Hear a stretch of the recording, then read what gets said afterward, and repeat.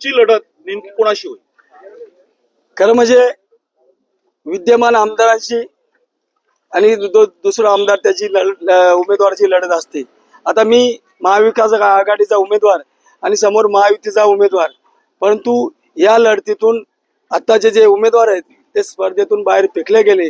त्याचा एकमेव कारण 5 वर्षात करोड रुपयाचा भ्रष्टाचार, महामंडळाचा भ्रष्टाचार, कोणत्याही प्रकारची विकास कामं न करता केवळ त्या गारगाव पट्ट्यात असेल किंवा इकडे असेल झालेले कामावर निधी टाकून करोड रुपयाचा निधी लाटलेला आहे. हे जनतेला आता या ठिकाणी दिसलेलं आहे. 4.5 वर्षे 5 वर्षे कोमात असलेले आमदार की 3 महिन्याच्या काळात फक्त नारळ फोडण्याचं काम करतात, परंतु ते कोणत्याही कामाला प्रशासकीय मंजुरी नाही, टेंडर नाही, फक्त लोकांना काय बोलतापा देऊन ते त्या ठिकाणी काम या ठिकाणी सुरू केलेलं आहे. आणि म्हणून या निवडणुकीत जनता यांना या ठिकाणी 100% अद्दल घडविल, धडा घडविल.